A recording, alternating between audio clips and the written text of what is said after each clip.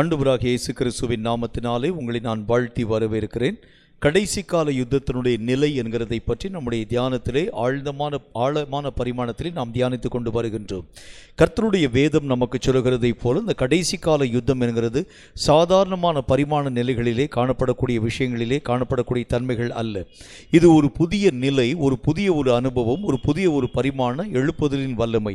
இந்த கடைசி கால யுத்தத்திலே கடந்து போகக்கூடிய ஒவ்வொருவனும் தன்னுடைய ஆவிக்குரிய நிலைகளிலே சரியான ஆயத்தத்தின் ஊடாக கடந்து போனால் மட்டும்தான் இந்த யுத்தத்திலே பரிபூர்ணமான ஜெயத்தின் நிலைகளை எட்ட நம்மால் முடிகிறது. மற்றபடி இந்த யுத்தத்தை கடந்து போகக்கூடிய நீங்களும் நானும் சரியான ஆயத்தம் அற்ற ஒரு நிலைகளிலே காணப்படுகிறது உண்டானால் யுத்தத்தின் மகிமையை நாம் இழக்கக்கூடிய ஒரு மக்களாய் மாற்றப்பட முடியும் என்று கர்த்தருடைய வேதத்தில் பார்க்கிறோம். அநேகம் ஆயத்தங்களை பற்றி நம்ம பார்த்துட்டு வந்தோம். சென்ற சில வாரங்களாக பலவீனமானவைகள் எல்லாவற்றையும் பலப்படுத்தக்கூடிய ஆயத்த நிலைகளை பற்றி நம்ம தியானித்தோம். இன்றைக்கு நம்ம புதிய ஒரு ஆயத்த நிலையை பற்றி நம்ம பார்க்கணும். இது ரொம்ப முக்கியத்துவம் வாய்ந்தது. ஒவ்வொரு ஆவிக்குரிய மனிதனும் தன்னுடைய தனிப்பட்ட வாழ்க்கையில் என்னென்ன விதத்திலே தன்னுடைய ஜீவியத்திலே ஆண்டவராகிய தேவனுக்கு என்கிற பரிபூர்ணமான ஆயத்த நிலைகளை பெற்றுக்கொள்ள வேண்டும். யுத்தத்திற்கு போகக்கூடிய ஒவ்வொரு மனிதனும் தெரிந்து கொள்ள வேண்டிய முதல் காரியம் என்ன அப்படின்னா, தகுதியான விஷயங்களை நாம் தரம் பிரிக்க வேண்டியது அவசியம். நம்முடைய ஆவிக்குரிய நிலைகளிலே தகுதியற்ற காரியங்களை நாம் மெய்யாகவே எடுத்துக்கொண்டு போகிறது உண்டானால் நிச்சயமாகவே ஆண்டவராகிய தேவனுடைய யுத்தத்தின் நிலைகளிலே தோற்று போகக்கூடிய தன்மைகளை பெற்றுக்கொள்ளக்கூடிய ஒரு மக்களாய் நாம் மாற்றப்பட முடிகிறது. ஆண்டவருடைய வேதம் சொல்கிறது, எந்த ஒரு காரியமாக காணப்பட ஆரம்பித்தாலும் தகுதியான நிலைகளின் ஊடாக நாம் கடந்து போக வேண்டியது அவசியம். பக்தனாகிய தாவீதினுடைய விஷயத்திலே நாம் பார்க்கின்றோம். ஆண்டவராகிய தேவனுடைய நாமத்தினாலே தாவீது என்கின்ற மனிதனை துரத்தக்கூடிய சவுலின் நிமித்தமாக தாவீது தன்னுடைய ஜீவனுக்கு பயந்து ஒரே ஓட்டமாய் விலகி போகின்றான்.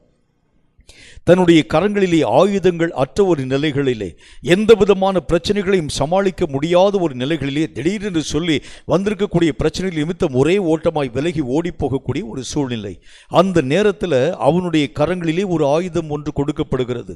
அந்த பக்தனாகிய தாவீது தன்னுடைய வாயை திறந்து இப்படிப்பட்ட ஒரு வார்த்தையை பற்றி பேசுகின்றான். இந்த ஆயுதம் எந்த காரியத்திற்கும் நிகரற்ற ஒரு ஆயுதம். இந்த பட்டயம் எந்த காரியங்களையும் தாங்கக்கூடிய வல்லமை நிறைந்த பட்டயம். கோலியாத்தை கொன்று அந்த பட்டயத்தை திரும்ப அவனுடைய கரங்களில் கொடுக்கிறாங்க. எந்த ஆயுதமும் இதற்கு நிகர் இல்லை என்று சொல்லி அந்த ஆயுதங்களை தன்னுடைய வசமாய் மாற்றிக்கொண்ட தாவீது ராஜ்யத்தை தன் வசமாய் பிடித்து கொண்டதை போல சரியான தகுதியான விஷயங்களை தரம் பிரித்து நாம் நம்முடைய வாழ்க்கையிலே பயன்படுத்தினால் மட்டும்தான் பூரணமான வெற்றி நிலைகளை எட்ட நம்மால் முடிகிறது. எந்தெந்த காரியங்களை நாம் தரம் பிரிக்க வேண்டும், அதற்கு முன்னால சில வசனங்களை நாம் மெய்யாகவே ஆழமாய் வாசிக்க வேண்டும். சில காரியங்களை நான் சொல்ல போறேன், கொஞ்சம் நீங்க ஆழமாய் நிதானமாய் நீங்கள் கவனிக்க வேண்டும். என்னாகம புஸ்தகத்தில் 26வது அதிகாரம் 2வது வாக்கியம் இந்த வார்த்தையை சொல்கிறது. என்னாகமும் 26வது அதிகாரம் 2வது வசனத்தை வாசிக்க கேளுங்கள். கொஞ்சம் நிதானமா வாசிங்க. இஸ்ரவேல் புத்திரரில் சமஸ்த சபையாரையும் அவர்களுடைய பிதாக்களுடைய வம்சத்தின்படி 20 வயது முதல் அதற்கு மேற்பட்ட இஸ்ரவேலிலே யுத்தத்திற்கு புறப்படத்தக்கவர்கள் எல்லாரையும் எண்ணுங்கள் என்றார். கர்த்தராகிய தேவன் முதல் காரியம் தரம் பிரிக்கின்றார். இஸ்ரவேலிலே நீங்கள் யுத்தத்திற்கு போக வேண்டும் என்று சொன்னால் 20 வயதிற்கு மேற்பட்ட எல்லா ஜனங்களையும் நீங்கள் எண்ண வேண்டும். எல்லா ஜனங்களையும் நீங்கள் கொண்டு போய் யுத்தத்திற்குள்ளாக உள்ளே பிரவேசிக்க செய்யக்கூடாது. அதிலே சிறுவர்கள் இருப்பார்கள், குழந்தைகள் இருப்பார்கள், அநேகம் விதமான அதாவது அந்த ஸ்திரீகள் இருப்பாங்க, அநேகம் விதமான முதிய ஜனங்கள் இருப்பாங்க. இவர்களை எல்லாம் நீங்கள் தொகையிடாத அளவிற்காக நான் யாரை உங்களுக்கு முன் குறிக்கிறேனோ அவர்களையே நீங்கள் யுத்தத்திற்கு பயன்படுத்த வேண்டும் என்கிற ஒரு வார்த்தையை பற்றி பேசுகின்றார். கர்த்தராகிய தேவனுடைய தரம் பிரிக்கக்கூடிய நிலையை போல நாமும் நம்முடைய வாழ்க்கையிலே யுத்தத்திற்குள்ளாக போகிறதற்கு முன்பதாக சில விஷயங்களை நாம் தரம் பிரிக்க ஆரம்பித்தால் மட்டும்தான் யுத்தத்திலே சரியான வெற்றியின் ஊடாக நீங்களும் நானும் கடந்து போக முடியும் என்று கர்த்தருடைய வேதம் சொல்கிறது. இரண்டாவது ஒரு வார்த்தையை வாசிக்க கேளுங்க. கலாத்தியருக்கு எழுதப்பட்ட நிருபம் 2வது அதிகாரம் 2வது வசனம் இந்த வார்த்தையை சொல்கிறது. கலாத்தியர் 2வது அதிகாரம் 2வது வசனத்தை வாசிக்க கேளுங்கள். நான் தேவனுடைய அறிவிப்பினாலே போய் புறஜாதிகளிடத்தில் நான் பிரசங்கிக்கக்கூடிய சுவிசேஷத்தை அவர்களுக்கு நான் விவரித்து காண்பித்தேன். ஆயினும் நான் ஓடக்கூடியதும் ஓடினதும் வீணாய் போய்விடாதபடிக்கு எண்ணிக்கை உள்ள ஜனங்களுக்கே நான் தனிமையாய் விவரித்து காண்பித்தேன். எப்படி சொல்றாரு பாருங்க. அங்க இருக்கக்கூடிய எல்லா ஜனங்களுக்கு மத்தியிலே என்னுடைய எல்லா காரியத்தையும் நான் போய் ஓப்பனா பேசல. அவர் சொல்லுகின்றார், நான் ஓடினதும் ஓடக்கூடியதும் இனி வரக்கூடியதுமாக இருக்கக்கூடிய காரியங்கள் வீணாய் போய்விடக்கூடாது. ஆகவே நான் செய்ய வேண்டிய விஷயத்தை நான் எப்படி செய்கின்றேன்? எண்ணிக்கை உள்ள ஜனங்களுக்கு தனிமையாக சென்று நான் அவர்களுக்கு மத்தியிலே அந்த காரியங்களை விவரித்து பேச ஆரம்பித்தேன். சில காரியங்களை நம்ம செலக்ட் பண்ணி அவங்ககிட்ட தான் நம்ம சொல்ல வேண்டியது அவசியம். எல்லா விஷயத்தையும் எல்லா காரியத்தையும் ஓப்பனாக நம்ம போய் பேசிடக்கூடாது. ஆண்டவராகிய தேவன் சொல்லுகின்றார், தகுதியான காரியங்களை உனக்கு என்று நியமிக்கப்பட்டிருக்கக்கூடிய தகுதியான விஷயங்களை நீ தரம் பிரித்து அவைகளுக்கு மத்தியில் உன்னுடைய காரியங்களை வெளியே சொல்லணும். தகுதி இல்லாத எந்த விதமான காரியங்களுக்கு முன்பதாக போய் உன்னுடைய ஒவ்வொரு விதமான மறைவுகளை பற்றி நீ பேசுகிறது உண்டானால் அதனுடைய எல்லா மகிமைகளை நீ இழந்து போக ஆரம்பிச்சிருவ. கர்த்தருடைய வேதம் அதைத்தான் சொல்கிறது, தகுதியான காரியங்களை நீ தரம் பிரிக்க வேண்டும். மூன்றாவது ஒரு வார்த்தையை பாருங்க. தானியேல் தீர்க்கதரிசியின் புத்தகம் 2வது அதிகாரம் 17-18 ஆகிய வசனங்கள் என்ன சொல்கிறது என்று பாருங்கள். தானியேல் 2வது அதிகாரம் 17-18 ஆகிய வசனங்களை வாசியுங்கள். பின்பு தானியேல் தன்னுடைய வீட்டுக்கு அவர் கடந்து போய் தானும் தன்னுடைய தோழரும் பாபிலோனின் மற்ற ஞானிகளோட கூட அழிந்து போய்விடாதபடிக்கு இந்த மறைபொருள்களை குறித்து பரலோகத்தின் தேவனை நோக்கி இரக்கம் கேட்கிறதற்காக அனனியா மீஷாவேல் அசரியா என்னும் தன்னுடைய தோழர்களுக்கு இந்த காரியத்தை அவன் அறிவித்தான். வேத புத்தகத்தில் வாசிக்கிறோம், மற்ற எல்லா விதமான ஞானிகள் தான் கூட இருக்கக்கூடிய ஞானிகள் இருக்கிறாங்க, எல்லா விதமான புத்திமான்கள் இருக்கிறாங்க, எல்லா விதமான அறிவிலே சிறந்திருக்கக்கூடிய மக்கள் இருக்கிறாங்க. ஏனென்றால் பாபிலோன் ராஜாவினுடைய முக்கியமான காரியம் என்ன? தேசத்தில் இருக்கக்கூடிய ஞானிகளை பிடிச்சிட்டு வரணும்னு சொல்லித்தான் கூட்டிட்டு வந்திருக்கிறார். நிறைய ஞானிகள் இப்ப தானியேலுக்கு மெய்யாகவே பழக்கப்படுத்தப்பட்ட பரிச்சயமாக்கப்பட்ட மக்கள் அநேகம் பேர் இருக்கிறாங்க. ஆனால் தானியேல் சில பேரை மாத்திரம் செலக்ட் பண்ணுகின்றார். அந்த மீஷாவேல், அசரியா, இந்த 3 பேரை மட்டும் அவர் தனியாக பிரித்துக் கொள்கின்றார். அவங்ககிட்ட மாத்திரம் தன்னுடைய உள்ளத்திலே காணப்படக்கூடிய விஷயங்களை பற்றி பேச ஆரம்பித்து இந்த 3 பேரோடு கூட நானும் சேர்ந்து இணைந்து 4 பேராக ஒன்றாக இணைந்து ஆண்டவராகிய தேவனுடைய இரக்கங்களுக்காக மறைப்பொருள்களை வெளிப்படுத்தக்கூடிய ஆவியானவராகிய தேவனுடைய கிருபைகளுக்காக நம்ம 4 பேரும் சேர்ந்து உட்கார்ந்து ஜெபிப்போம் என்று சொல்லக்கூடிய காரியங்களை தனிமையாய் அவர்களோடு கூட வெளிப்படுத்துகிறதை பார்க்க முடியும். கர்த்தருடைய வேதம் சொல்லுகிறதை போல சில காரியங்களை வெளிப்படையாய் பேசக்கூடிய பல விஷயங்கள் உண்டு, பல நிலைகள் உண்டு. அதெல்லாம் நம்ம ஓப்பனா பேசிடலாம். ஆனால் சில காரியங்களை சில தகுதியாக்கப்பட்டிருக்கக்கூடிய மக்கள்கிட்ட மட்டும்தான், தகுதியாய் இருக்கக்கூடிய ஜனங்களோடு கூட மட்டும்தான், தகுதியாய் காணப்படக்கூடிய தன்மைகளோடு கூட மட்டும்தான் நீங்களும் நானும் ஷேர் பண்ண வேண்டியது அவசியம். தகுதியில்லாத எந்த காரியத்தின் நடுவிலும் இப்படிப்பட்ட மறைவான விஷயங்களை நீங்கள் பேசுகிறது உண்டானால் நிச்சயமாய் நீங்கள் பலவீனத்தின் ஊடாக கடந்து போக நேரிட ஆரம்பித்துவிடும். ஆகவேதான் கர்த்தர் சொல்கின்றார், தகுதியானவர்களை முதல் காரியம் தரம் பிரிக்க வேண்டும், தகுதியானவைகளை முதல் விஷயமாய் தரம் பிரிக்க வேண்டும். எந்த காரியம் தகுதியானவைகள், எதை நான் தரம் பிரிக்க வேண்டும்? வசனத்தை கொஞ்சம் ஆழமா வாசிங்க. ஆதியாகம புத்தகத்தில் 14வது அதிகாரம் 13 முதல் 16 வரை கொஞ்சம் நிதானமா வாசிங்க. இதுல முக்கியமான ஒரு காரியத்தை பற்றி நான் உங்களுக்கு சொல்ல போகிறேன். ஆதியாகமம் 14வது அதிகாரம் 13 முதல் 16 வரை வாசிக்க கேளுங்கள். தப்பி ஓடின ஒருவன் எபிரேயனாகிய ஆபிரகாமிடத்திலே வந்து அதை அவன் அறிவித்தான். ஆபிரகாம் தன்னோடே உடன்படிக்கை செய்திருந்த மனிதராகிய எஸ்கோலுக்கும் ஆனேலுக்கும் சகோதரனாகிய மம்ரே என்னும் எமோரியனுடைய சமபூமியிலே அப்பொழுது குடியிருந்தான். தன் சகோதரன் சிறையாக கொண்டு போகப்பட்டதை ஆபிராம் கேள்விப்பட்ட போது அவன் தன்னுடைய வீட்டிலே பிறந்த கைப்படிந்தவர்களாகிய 318 ஆட்களுக்கும் ஆயுதம் தரிப்பித்து தான் என்னும் ஊர் மட்டும் அவர்களை தொடர்ந்து ராக்காலத்திலே அவனும் அவனுடைய வேலைக்காரர்களும் பிரிந்து பவிஞ்சுகளாய் அவர்கள் மேல் விழுந்து அவர்களை முறியடித்து தமஸ்குவுக்கு இடதுபுறமான ஓபா மட்டும் துரத்தி சகல பொருட்களையும் திருப்பிக் கொண்டு வந்தான். தன்னுடைய சகோதரனாகிய லோத்தையும் அவனுடைய பொருட்களையும் ஸ்திரீகளையும் ஜனங்களையும் திருப்பிக் கொண்டு வந்தான். கர்த்தருடைய வேத புஸ்தகத்தில் ஒரு முக்கியமான ஒரு காரியத்தை பார்க்கிறோம். இப்ப இந்த ஆபிராம் என்கின்ற மனுஷனுக்கு முன்பதாக ஒரு காரியம் ஒன்று அறிவிக்கப்படக்கூடிய காரியத்தினுடைய அடிப்படையிலே ஆபிராம் என்கின்ற அந்த மனிதன் இப்பொழுது யோசிக்கின்றான். தன்னோடு கூட இருக்கக்கூடிய தன்னுடைய சகோதரனாகிய லோத்துவையும் கூட அந்த 5 ராஜாக்கள் சிறைப்பிடித்துக் கொண்டு போய்விட்டார்கள். இந்த லோத்துவை அடிமையாக சிறையாக பிடித்துக் கொண்டு போயிருக்கக்கூடிய அந்த நிலைகளை ஆபிராமுடைய செவிகளுக்கு மத்தியிலே அறிவிக்கப்பட்ட அந்த காரியங்களை கேள்விப்பட்ட ஆபிராம் முதல் காரியமாய் ஒரு விஷயத்தை அவன் செயல்படுத்த ஆரம்பிக்கின்றான். தன்னுடைய வீட்டிலே வளர்ந்த தன்னுடைய கைகளுக்கு கீழ்ப்படிந்த 318 பேரை அவன் மெய்யாகவே தேர்வு செய்ய ஆரம்பிக்கின்றான். அவன் இருக்கக்கூடிய அந்த நாட்களில் அவனோடு கூட இருக்கக்கூடிய மக்கள் அநேகம் பேர் இருந்தாங்க.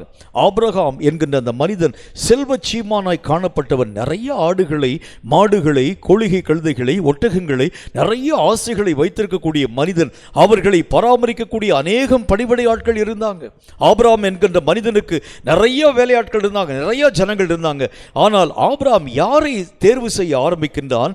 தன்னுடைய வீட்டிலே பிறந்து தன்னுடைய வீட்டிலே வளர்ந்து தனக்கு கீழாக கைப்படியக்கூடிய 318 பேரை மட்டும் அவன் தேர்வு செய்ய ஆரம்பித்தான். ஏன் எல்லாருடைய கையில் அந்த ஒரு பொறுப்பு கொடுக்கல அப்படின்னா, தன்னுடைய கைகளுக்கு கீழ்ப்படிந்த மனிதர்களை அவன் பயன்படுத்தினால் மட்டும்தான் 5 ராஜாக்களை வெற்றி கொள்ள அவனால் ஆகும். இப்ப இருக்கக்கூடிய மக்கள் 318 பேர் தான். 5 ராஜ்யத்திலே காணப்படக்கூடிய ராஜாக்கள்னு சொன்னா அவங்களுடைய கூட்டம் எத்தனை கூட்டம் பாருங்க. 4 அரசர்கள் அவங்க வந்து அடிச்சு கொண்டிருக்கிறாங்க. எல்லா விதமான காரியங்கள் யாவற்றையும் மெய்யாகவே சிறப்பிடிச்சிட்டு போயிருக்கிறாங்க. அத்தனை வலிமை வாய்ந்த மக்களை ஜெயிக்கணும், அத்தனை வல்லமை நிறைந்த மக்களை, 4 அரசாங்கங்களை, 4 ராஜ்யங்களை மெய்யாகவே கீழ்ப்படித்து அந்த ராஜாக்களை கைகளுக்கு கீழாக மெய்யாகவே விலங்கு போட்டு கட்டு இழுத்துக்கொண்டு போயிருக்கக்கூடிய 5 ராஜாக்களை சிறைப்பிடிக்க வேண்டும் என்றால், அவர்களை மேற்கொள்ள வேண்டும் என்றால் 318 பேரால் எப்படி ஆக முடியும்? யோசிச்சு பாருங்க. அவர்களுடைய படை பலம் பெரியது, ஆபிரகாமுடைய படை பலம் சின்னது. 318 பேரை வைத்துக்கொண்டு எப்படி இந்த காரியங்களை செயல்படுத்த முடியும்? ஆபிரகாம் செய்த ஒரே ஒரு முக்கியமான ஒரு காரியம், தன் கைப்படிந்த மனிதர்களை தன்னோடு அழைத்து கொண்டு போக ஆரம்பிக்கின்றான். தகுதியானவர்களை நீ தரம் பிரிக்கிறது உண்டானால் எத்தனை ராஜ்யங்களையும் தவிடுபொடியாக்க உன்னாலும் என்னாலும் ஆகும். இதுதான் ஒரு ஆவிக்குரிய காரியத்தில் முக்கியமான ஒரு ஆழமான ஒரு ரகசியம், ஒரு சீக்ரெட். ஆண்டவராகிய தேவன் நமக்கு தந்திருக்கக்கூடிய முக்கியமான ஆழ்ந்த ரகசியம் என்ன அப்படின்னா, மெய்யாகவே தகுதியான விஷயங்களை நீ பயன்படுத்துகிறது உண்டானால் அது ஒரு பெரிய ஒரு ராஜ்யமாகவே இருக்கட்டும், பெரிய ஒரு அரசாங்கமாகவே இருக்கட்டும். இப்போ சாத்தானுடைய அரசாங்கம் பெரிய அரசாங்கம், சாத்தானுடைய ராஜ்யம் பெரிய ராஜ்யம். நீ தனி மனிதனாக என்ன செய்ய முடியும்? தனி மனிதனாக இந்த சாத்தானுடைய காரியங்களை எப்படி மேற்கொள்ள முடியும்? ஒரே ஒரு வழிதான் உண்டு. தகுதியான விஷயங்களை நீ பயன்படுத்துகிறது உண்டானால் ஒட்டு மொத்த சாத்தானுடைய அரசாங்கத்தை தனி ஒரு மனிதனாக நீ நின்று அதம் பண்ண உன்னால் ஆகும். அதுதான் சீக்ரெட், அதான் ரகசியம். ஒரு ஆண்டவராகிய இயேசு கிறிஸ்து தனி ஒரு மனிதனாக நின்று சாத்தானின் தலையை நசுக்குகின்றார். இப்போ கொஞ்சம் யோசிச்சு பாருங்களேன்.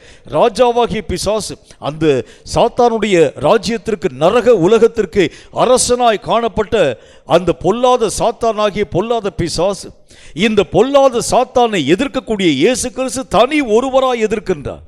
அத்தனை அத்தனை ஜனங்கள் இருக்கிறாங்க, அப்போஸ்தலர்கள் இருக்கிறாங்க, இயேசுவை பின்பற்றக்கூடிய சீஷர்கள் இருக்கிறாங்க. ஆனால் கடைசி வரைக்கும் இயேசுவோடு கூட நிற்கக்கூடியவர்கள் யாருமே இல்லை. தனி ஒரு மனிதனாக இயேசு சாத்தானின் தலையை நசுக்குகிறார் என்று சொன்னால் அதற்கு ஒரே ஒரு காரணம், தகுதியின் அடிப்படையில் தான் இந்த ஒரு காரியத்தை செயல்படுத்த உன்னாலும் என்னாலும் ஆகும். நான் சொல்றது உங்களுக்கு புரியும் நினைக்கிறேன். இந்த தகுதி உங்களுடைய வாழ்க்கையிலே வர வேண்டியது அவசியம். தகுதியான விஷயங்களை நீங்கள் உங்கள் வாழ்க்கையிலே தேர்ந்தெடுக்க ஆரம்பிக்கிறது உண்டானால் இவைகளை ஜெயிக்க உங்களால் ஆகும்.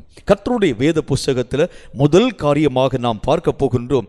முதல் விஷயம் நமக்கு என்ன தேவை அப்படின்னா, கைப்படிந்த 318 நபர்கள் நமக்கு தேவைப்படுகிறார்கள். இது என்ன கைப்படிந்த 318 நபர்கள்? கைப்படிந்த மக்கள் என்று சொல்கிறது எதை நமக்கு வலியுறுத்த ஆரம்பிக்கிறது?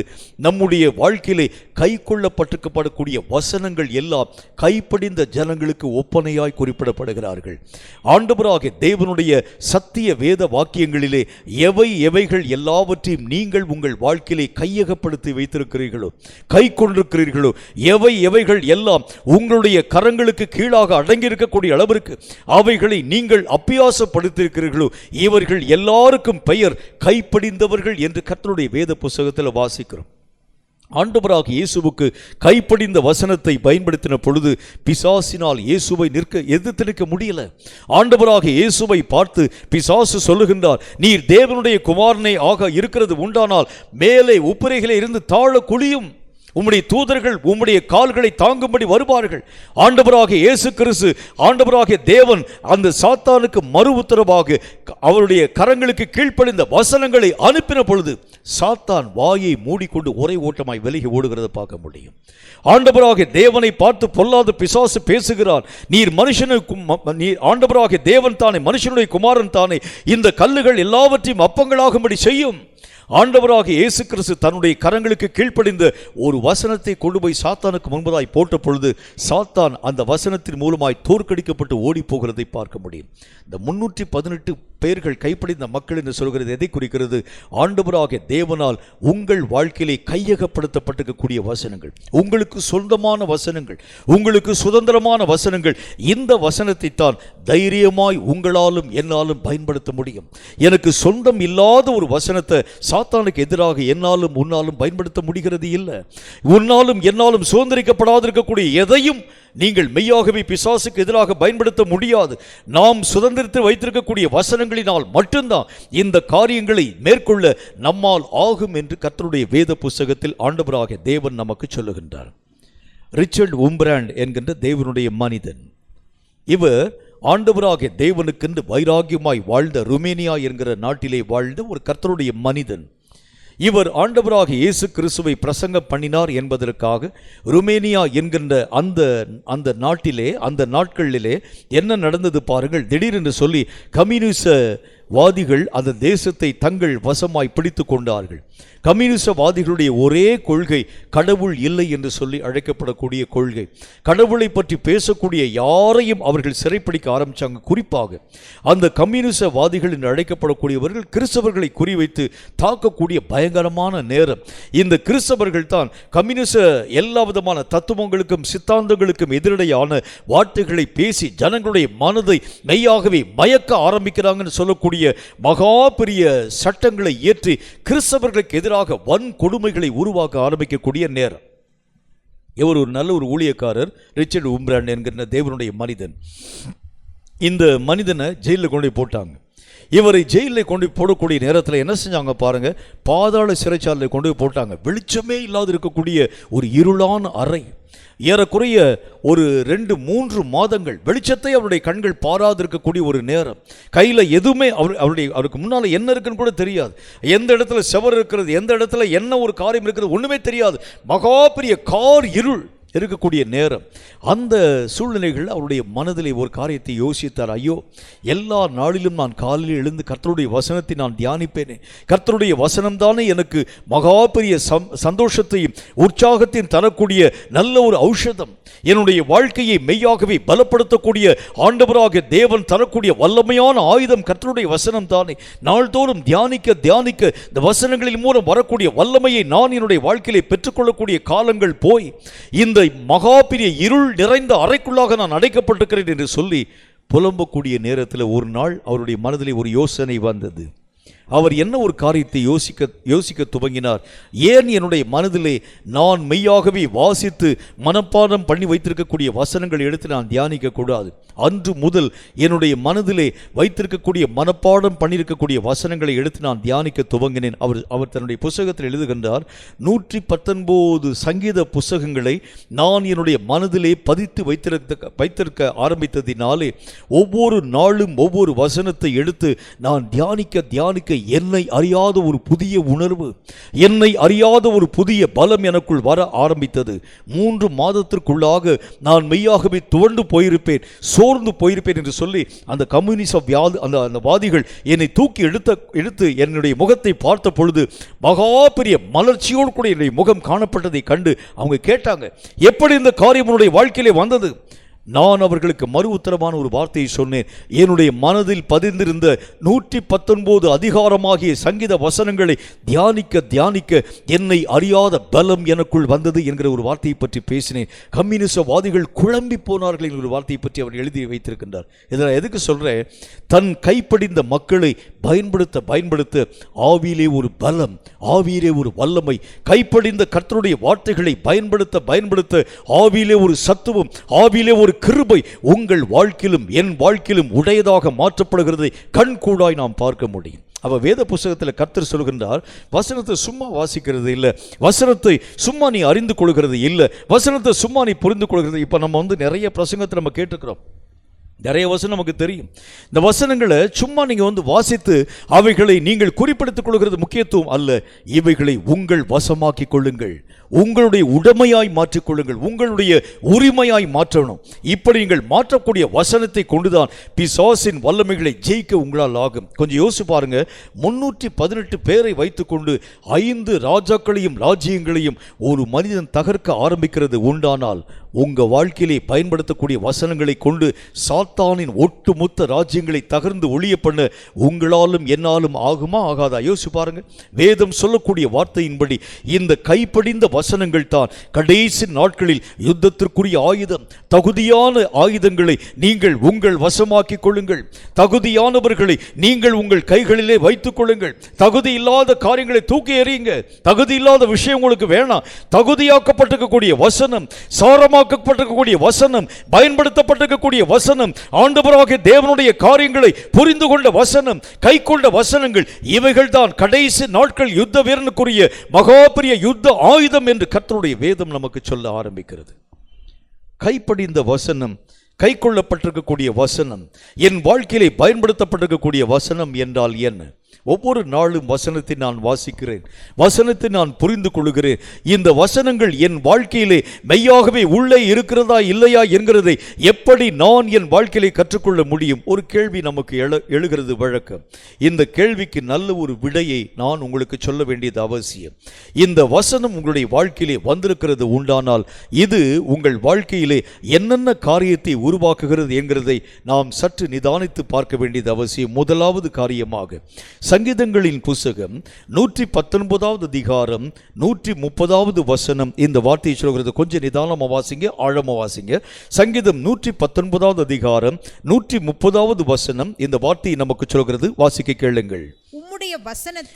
உம்முடைய வசனத்தின் பிரசித்தம் வெளிச்சம் தந்து பேதைகளை உணர்வுள்ளவர்களாய் மாற பண்ணும்.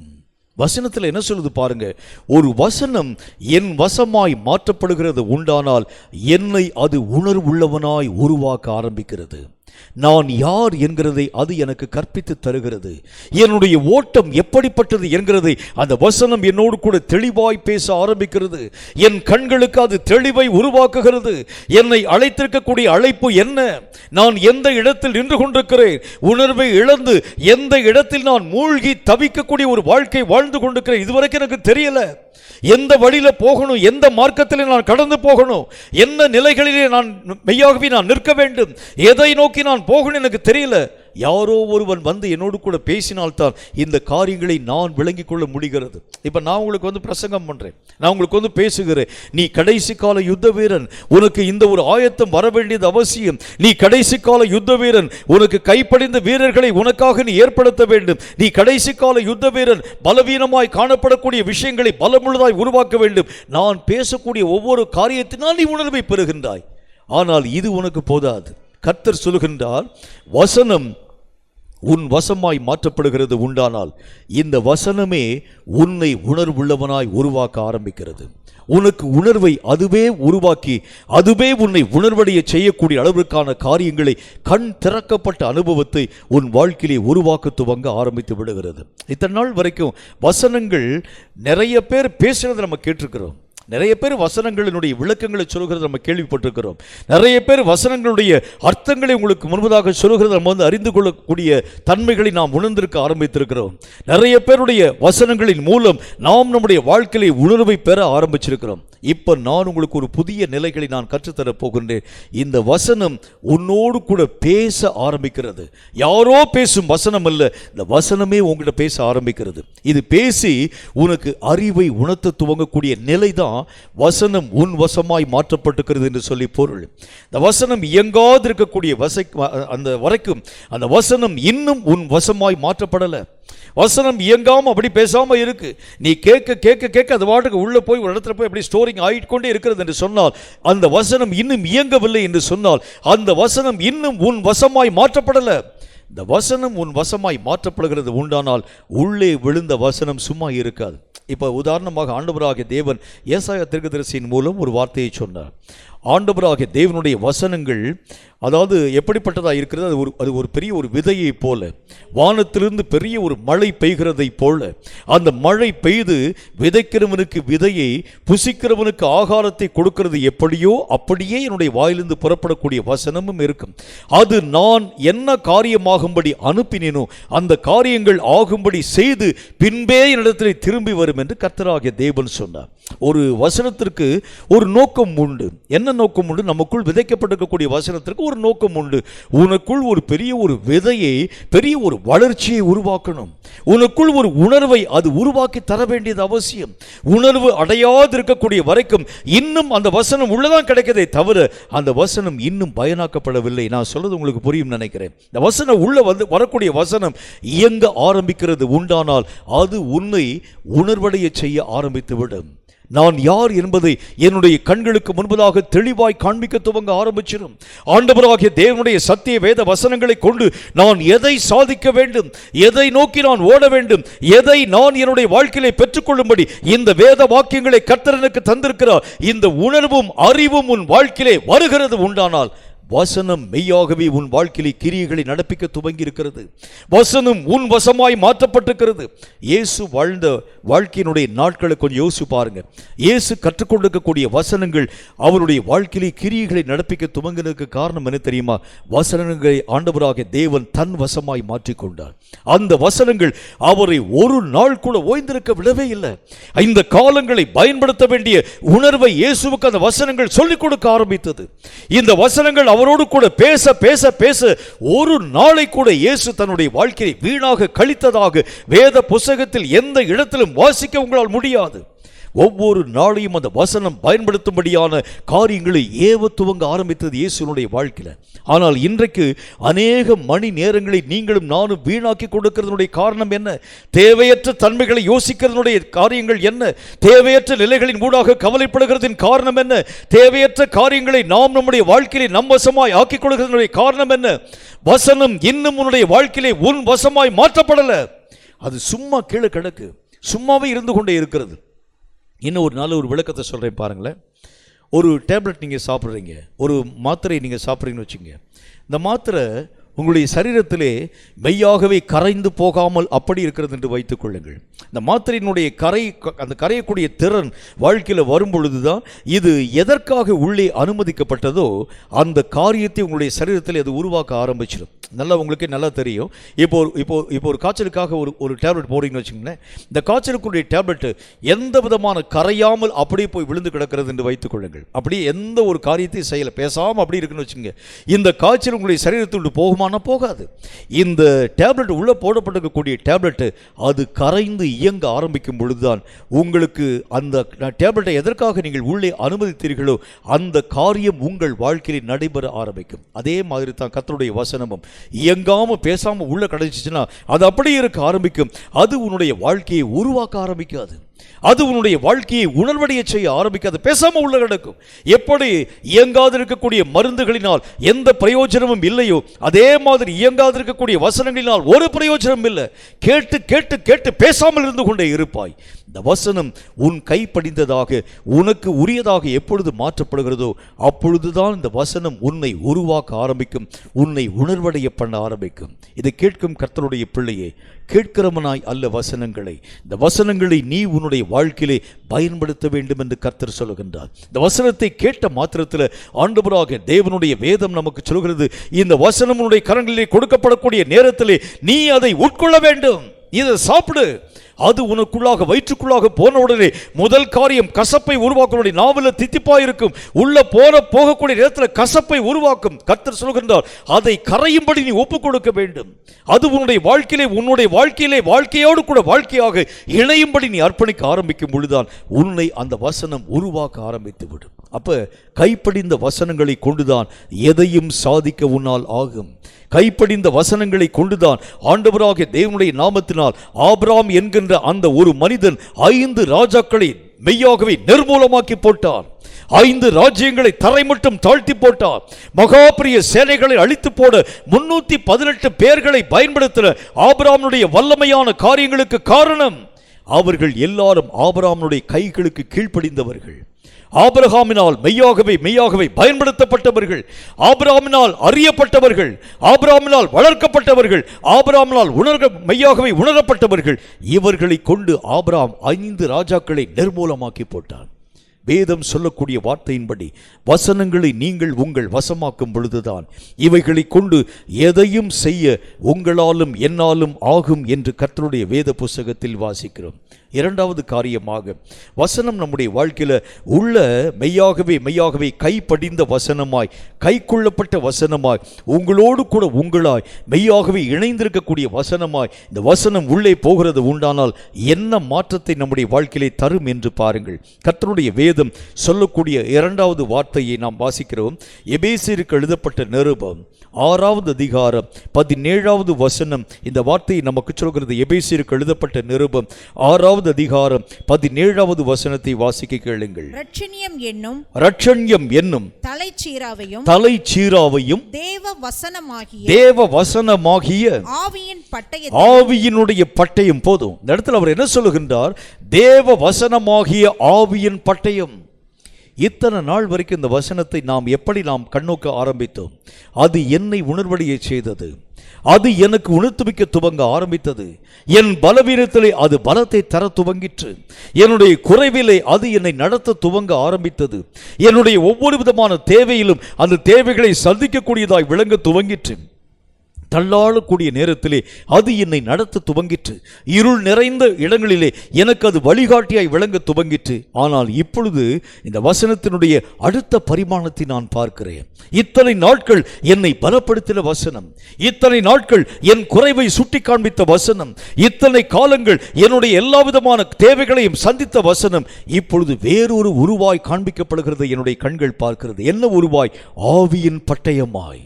இந்த ஆவியின் பட்டயத்தை கொண்டுதான் பொல்லாத பிசாசின் வல்லமைகளை ஜெயிக்கும் யுத்த வீரனுக்குரிய ஆயுதமாய் இது உருவாக்கப்படக்கூடிய இரண்டாவது பரிமாணத்தை நான் பார்க்கக்கூடிய நேரத்தில் நிராயுதபாணியா நிற்கக்கூடிய வரைக்கும் நம்முடைய உள்ளத்திற்குள்ளாக, நம்முடைய உடம்புக்குள்ளாக எந்த பலத்தையும் என்னுடைய வாழ்க்கையில் உணர முடியாது.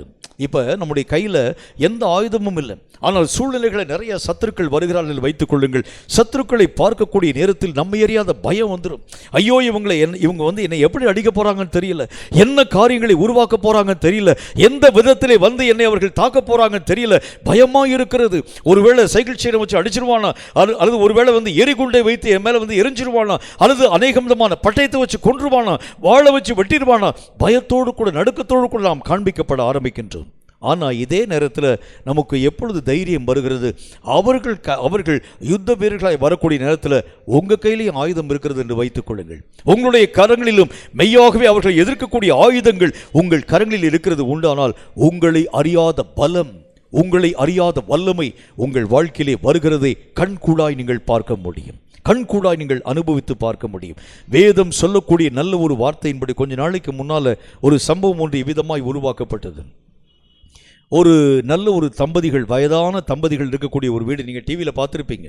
வயதான தம்பதிகள் இருக்கக்கூடிய வீட்டில் ஒரு கொள்ளையன் உள்ளே வந்து விட்டான். உள்ளே வந்து அந்த தம்பதிகளை அடித்து போட்டு அவர்களை மெய்யாகவே கொலை செய்து அவருடைய கரங்களில் இருக்கக்கூடிய பொருட்களை திருட வேண்டும் என்று வந்திருக்கின்றான். இந்த 2 தம்பதிகளை எழுந்தார்கள். 2 பேரும் வயது முதிர்ந்தவர்கள். 2 பேர் எந்திரிச்சாங்க பாருங்க. அந்த கொள்ளையினை பிடித்து தங்களுடைய கரங்களில் இருக்கக்கூடிய நாற்காலியை கொண்டு அந்த ஆண், அந்த வீட்டில் இருக்கக்கூடிய இந்த ஆண் பிடித்துக்கொள்ள அந்த பெண் கையில் இருக்கக்கூடிய நாற்காலியை வச்சு ஓட தாக்குறாங்க. அந்த பெண் அந்த மனிதனை பிடித்துக் கொள்ளக்கூடிய நேரத்தில் அந்த மனிதன் தன்னுடைய கையில் இருக்கக்கூடிய நாற்காலை வச்சு அவனை வந்து அடின்னு போட்டு அடிக்கின்றார். 2 பேருடைய அடியும் தாங்க முடியாமல் ஒரே ஓட்டமாக ஓடிய போயிட்டு அந்த திருடன். கொஞ்ச நாளைக்கு முன்னால் நீங்கள் வந்து அந்த நியூஸில் நீங்கள் அந்த ஒரு காரியத்தை பார்க்க முடியும். அந்த 2 வயதான தம்பதிகள் சேர்ந்து அந்த ஒரு திருடனை, அவன் ஒரு இளம் வாலிபன், அவனால் அந்த ஒரு காரியத்தை சாதிக்க முடியும், அந்த 2 பேரையும் கொல்ல முடியும். என்றாலும் கொல்ல முடியாமல் போனதற்கு காரணம் என்ன அப்படின்னா, அவர்கள் கரங்களில் இருக்கக்கூடிய ஆயுதங்களை வலிமையாய் பயன்படுத்த ஆரம்பித்த பொழுது நிற்க முடியாமல் ஒரே ஓட்டமாக ஓடிய போயிட்டான். இது எதுக்கு சொல்ல வருகிறேன் என்று சொன்னால், எதிர்க்காமல் இருக்கிறதற்கு ஒரே ஒரு காரணம், உன் கையில் இருக்கக்கூடிய ஆயுதங்களை பற்றி தான் உணர்வற்ற நிலை. இந்த வசனம் உன் வாழ்க்கையிலே எதை உன்னுடைய வாழ்க்கையிலே உருவாக்க ஆரம்பிக்கிறது? கைப்படிந்த வசனம். உன் கரங்களிலே கைப்படிந்த வசனங்கள் ஆண்டவராகிய தேவனுக்குள் ஆயுதமாய் உருவாக்கப்படுகிறது. சத்துரு எந்த வழிமுறைகளிலே வர ஆரம்பித்தாலும், எத்தனை மூர்க்கமான விதத்திலே கடந்து வர ஆரம்பித்தாலும், இந்த பொல்லாத சாத்தானை எதிர்க்க இந்த ஒரு ஆயுதம் உனக்கும் எனக்கும் போதுமானது என்கிறதை பற்றிதான உணர்வு, என்கிறதை பற்றிதான் ஒரு அறிவு இந்த பட்டயமனுடைய கரங்களிலே மின்னுகிறதை பார்க்கக்கூடிய நேரத்தில், சத்துருவை உன்னை காணக்கூடிய நேரத்தில் பயமடைய துவங்க ஆரம்பித்து விடுகின்றான். இவன் கையில் ஆயுததாரியாக நிற்கிறான், இவனை நான் எப்படி எதிர்க்க முடியும்? ஆயுதங்கள் இல்லாதிருக்கக்கூடிய மனிதனை எளிதாக நான் வீழ்த்திவிட முடியும். ஆனால் இவனோ ஆயுததாரியாக இருக்கிறான் என்று சொல்லக்கூடிய காரியங்களை பார்க்கக்கூடிய சத்துரு உன்னை கண்டு மிரண்டு நிற்க துவங்க ஆரம்பித்து விடுகின்றான். அப்ப வேத புத்தகத்தில் வாசிக்கிறோம், கைப்படிந்த வசனங்கள் ஆயுதங்களாய் உருமாற்றம் அடைய செய்ய ஆரம்பிக்கிறது. ஆயுதங்கள் மட்டுமல்ல, உங்களை அறியாத பலத்தை உங்கள் வாழ்க்கையிலே தர ஆரம்பிக்கிறத பார்க்கிறோம். இத்தனை நாள் வரைக்கும் பிசாசையும் பிரச்சனைகளையும் கண்டு நீங்களும் நானும் பயப்பட துவங்க ஆரம்பித்தோம். கொஞ்ச நாளைக்கு முன்னால ஒரு நல்ல ஒரு தேவனுடைய மனிதனை நான் சந்திக்க நேர்ந்தது.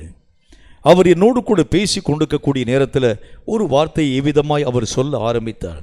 ரொம்ப நாள் ஆயிடுச்சுங்க, நான் சண்டை போட்டு யுத்தம் செய்து ரொம்ப நாள் ஆயிடுச்சு.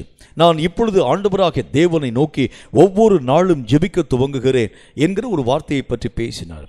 நான் அவரிடத்தில் கேட்டேன், எதை பற்றி நீங்கள் ஜெபிக்கிறீங்க? சண்டை போட்டு ரொம்ப நாள் ஆச்சுன்னு சொல்கிறீங்களே, எதுக்காக நீங்கள் ஜெபிக்கிறீங்கன்னு கேட்டேன். முன்பு மாதிரி என்னுடைய வாழ்க்கையில் பிசாசு பிரச்சனைகளை கொண்டு வராமல் போயிட்டான்.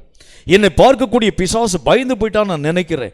நான் அவனுக்கு விரோதமாக மரண அடிக்கக்கூடிய நேரத்தில் இந்த பொல்லாத சாத்தான் நடுநடுங்கி ஓட ஆரம்பிச்சதுனால இப்பெல்லாம் என்னுடைய வாழ்க்கையில பிரச்சனைகளையே சாத்தான் கொண்டு வராமல் போக ஆரம்பிச்சிட்டான். இப்பொழுது நான் கர்த்தரை நோக்கி ஜெபிக்க ஆரம்பிக்கிறேன். ஆண்டவரே, பிரச்சனையே இல்லாமல் நான் ரொம்ப சோர்ந்து போயிட்டேன். ஆண்டவரே, ஆண்டவருடைய நாமத்தினாலே பொல்லாத பிசாசை பிரச்சனைகளை கொண்டு வரும்படி நீர் எனக்கு அனுமதிக்க வேண்டும் என்று நான் உம்மை நோக்கி ஜெபிக்கிறேன். அவனுக்கு விரோதமாக நான் போரிட வேண்டும். என் கைகள், திறமெடுத்த கைகள் இப்பொழுது வெறுமனே இருக்கிறது. அவனை நான் வெட்டி வீழ்த்தும்படியான மீண்டும் ஒரு தருணம் எனக்கு வேண்டும். இப்பொழுது நான் கர்த்தரை நோக்கி ஜெபிக்கிறேன். ஒரு 4 பிரச்சனை அனுப்பாங்க ஆண்டவரே. அந்த பிரச்சனைகளை ஜெயிக்கத்தக்கதாக என் கையில் இருக்கக்கூடிய பட்டங்களை பயன்படுத்த வேண்டியது அவசியம் என்கிறதை பற்றி கர்த்தரை நோக்கி நான் ஜெபிக்க ஆரம்பிக்கின்றேன். இந்த வல்லமையும் சத்துவமும் எங்கிருந்து வர முடியும்? உன் கைக்கு கீழ்ப்படிந்த அந்த கர்த்தருடைய வார்த்தைகள் பட்டயமாக்கப்படக்கூடிய வார்த்தைகள், கைகளுக்கு கீழ்ப்படிந்திருக்கக்கூடிய வார்த்தைகள், பட்டயமாக்கப்பட்டிருக்கக்கூடிய வார்த்தைகள் உன் வாழ்க்கையிலே வருகிறது உண்டானால் உன்னை அறியாத பலம், உன்னை அறியாத ஒரு சத்துவம், உன்னை அறியாத ஒரு நெருப்பை போல ஒரு அக்னி பயமான ஒரு ஆவிக்குரிய நிலை உன் வாழ்க்கையிலும் என் வாழ்க்கையிலும் உருவாக்கப்படுகிறதை பார்க்க முடியும். இப்ப நம்முடைய வாழ்க்கையில நிறைய விஷயங்களை கண்டு நம்மை அறியாத ஒரு பயம், எங்க இந்த பிரச்சனைகள் என்னை ஜெயித்து விடுமோ, எங்க இந்த பிரச்சனைகளிலே நான் விழுந்து போய் ஆரம்பிச்சிருவேனோ, எந்தெந்த போராட்டங்களிலே நிற்க முடியாமல் நான் துவண்டு போய் விடுவேனோ, என்னை அறியாத ஒரு பயம். கர்த்தருடைய வேதம் சொல்கிறது, உன்னுடைய கைகளுக்கு கீழ்ப்படிந்த வசனமாகிய பட்டயமுடைய வாழ்க்கையில இருக்கக்கூடிய வரைக்கும் எந்த காரியங்களையும் பற்றி நீ பயம் அற்றவனாய் நீ காண்பிக்கப்பட துவங்குகின்றாய்.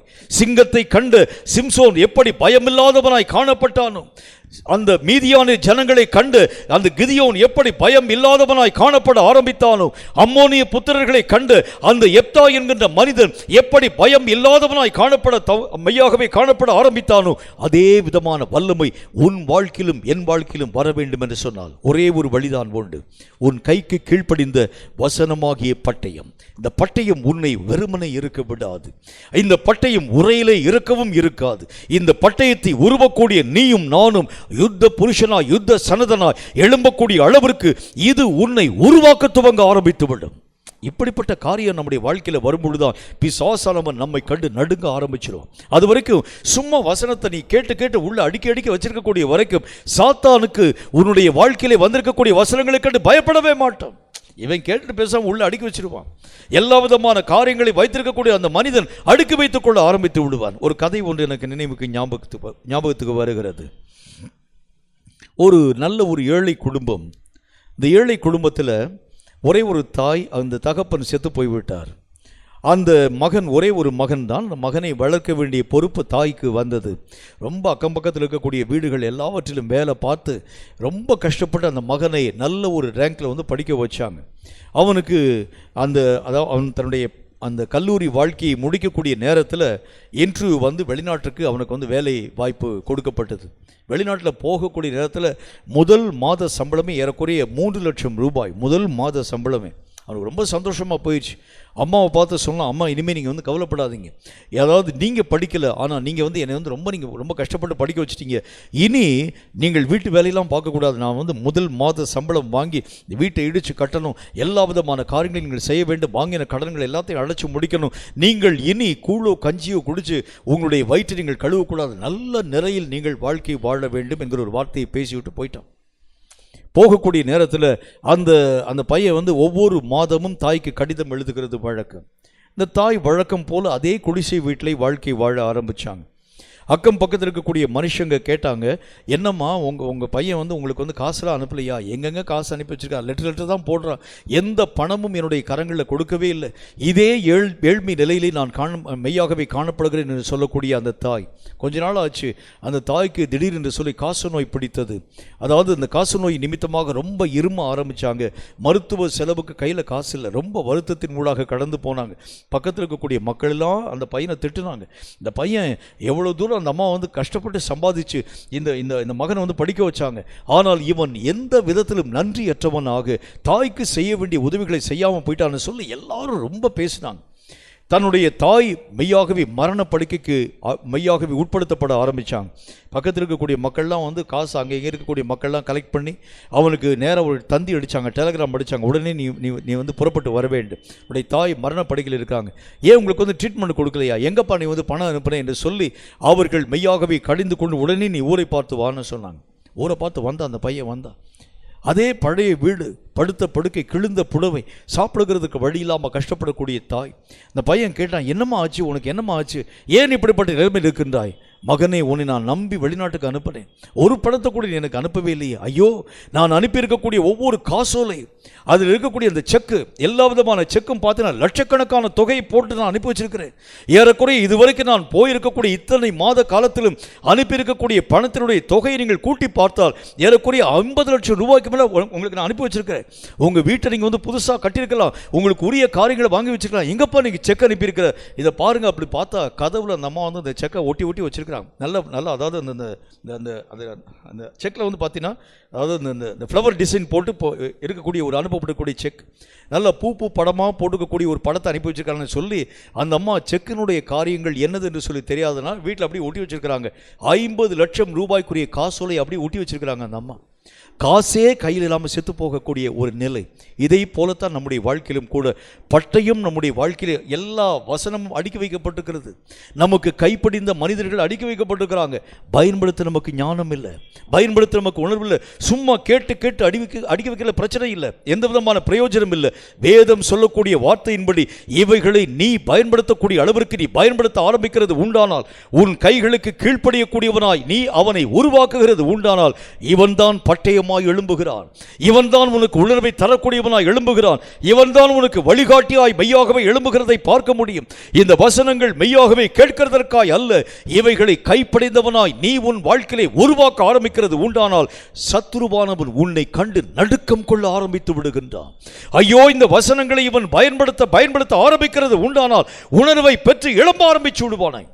இந்த வசனங்களை பயன்படுத்துகிறது உண்டானால் பட்டயமாக்கி அவன் என்னை மெய்யாகவே நாசப்படுத்தி விடுவானே. இந்த வசனங்களை பயன்படுத்துகிறது உண்டானால் எல்லா காரியங்களையும் தன் வாழ்க்கையிலே பெற்றுக்கொள்வானே என்று சொல்லி சாத்தான் வசனங்களை பயன்படுத்த விடாது குருட்டாட்டத்தை உருவாக்க ஆரம்பிக்கிறான். கேட்கும் கர்த்தருடைய பிள்ளையே, வசனங்கள் கேட்கிறதற்காக அல்ல, வசனங்கள் அறிகிறதற்காக அல்ல, வசனங்கள் வாசிக்கிறதற்காக அல்ல, வசனங்கள் உணர்கிறதற்காக அல்ல, இவைகள் பயன்படுத்தப்பட வேண்டும். உன் கைகளுக்கு கீழ்ப்படிந்தவனாய் இவனை நீங்கள் மாற்றிக்கொள்கிறது உண்டானால் 5 ராஜ்யம் என்ன, 500 ராஜ்யங்கள் என்ன, 5000 ராஜ்யங்கள் என்ன, எத்தனை சாத்தானுடைய ராஜ்யங்கள் வந்தாலும் கைப்படிந்த இவர்களின் மூலமாய் அவர்களை நிர்மூலமாக்க உன்னாலும் என்னாலும் ஆகும் என்று கர்த்தர் நமக்கு சொல்லுகின்றார்.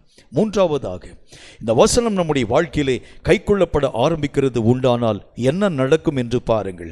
1 யோவானின் புஸ்தகத்தில் 2வது அதிகாரம் 14வது வசனம் இந்த வார்த்தையை சொல்கிறது. 1 யோவான் 2வது அதிகாரம் 14வது வசனத்தை வாசிக்க கேளுங்கள். பிதாக்களே, ஆதி முதல் இருக்கிறவரை நீங்கள் அறிந்திருக்கிறதினால் நான் உங்களுக்கு எழுதியிருக்கிறேன். வாலிபரே, நீங்கள் பலவான்களாய் இருக்கிறதினாலும் தேவ வசனம் உங்களில் நிலைத்திருக்கிறதினாலும் நீங்கள் பொல்லாங்கனை ஜெயித்ததினாலும் நான் உங்களுக்கு எழுதியிருக்கிறேன். எப்படி சொல்றாரு பாருங்க, வேத வசனம் உங்களில் நிலைத்திருக்கிறதினால் நீங்கள் பொல்லாங்கனை ஜெயித்திருக்கிறீர்கள். வாலிபர்களுடைய வாழ்க்கையில் வந்திருக்கக்கூடிய பிரச்சனை உங்களுக்கு நல்லா தெரியும். எத்தனை வழிமுறைகளிலே வாலிபர்களை கெடுக்கக்கூடிய பொல்லாத பிசாசு, பல முனை தாக்குதல்களை தரக்கூடிய பொல்லாத சாத்தான் எந்த காரியங்களின் ஊடாக வாலிபனை தட்டி வீழ்த்த முடியும், வாலிபனை அழித்து போட முடியும். கண்களின் இச்சையின் மூலமாகவா, மாம்சத்தின் இச்சையின் மூலமாகவா, சுய இச்சைகளின் மூலமாகவா, பாவ வழியின் மூலமாகவா, எத்தனை ஆயுதங்களை பொல்லாத சாத்தான் உருவாக்க ஆரம்பித்தாலும் வாலிபர்களுக்கு அவர் சொல்லுகின்றார், வேத வசனம் உன்னிலே நிலைத்திருக்கிறதுனாலே, நீ பொல்லாங்கரை ஜெயித்திருக்கிறதுனாலே நான் உனக்கு எழுதுகிறேன். வசனம் நம்முடைய வாழ்க்கையிலே நிலைத்திருக்கிறது உண்டானால் சாத்தானை எளிதாக மடங்கடிக்க உங்களால் ஆகும். வசனங்களை நிலைத்திருக்க விடாத அளவுக்குத்தான் இந்த பொல்லாத சாத்தான் வழியருகே விதைக்கப்பட்டிருக்கிறதா, முள்ளுள்ள இடங்களிலே விதைக்கப்பட்டிருக்கிறதா, கற்பாலையான இடங்களிலே விதைக்கப்பட்டிருக்கிறதா என்று சொல்லி சாத்தான் ஆழமாய் பார்க்க ஆரம்பிக்கின்றான். இந்த வசனங்கள் சாரமற்றதாய் மாற்றப்பட வேண்டும். வசனங்களின் மூலமாய் வரக்கூடிய மகிமையை இந்த ஜனங்கள் பெற்றுக்கொள்ளக்கூடாது. பொல்லாத பிசாசு அநேக மாய உபாய தந்திரங்களை உருவாக்கி வழியருகே விதைக்கப்பட்டிருக்கக்கூடிய வசனமாய் இருக்கிறது உண்டானால், நீயும் நானும் உணராதிருக்கக்கூடிய நேரத்தில் வசனங்களை கொத்திக் கொண்டு போகும்படியான பறவைகளைப் போல கடந்து வர ஆரம்பிக்கின்றான். வசனம் உள்ள நிலைச்சிருக்கிறது உண்டானா சாத்தான் எந்த மார்க்கத்திலே வந்தாலும் சரி எளிதாக மடங்கடிக்க உங்களால் ஆகும். சாத்தானை காணக்கூடிய நீங்களும் நானும் பயம் கொள்ள ஆரம்பிக்கிறோம்.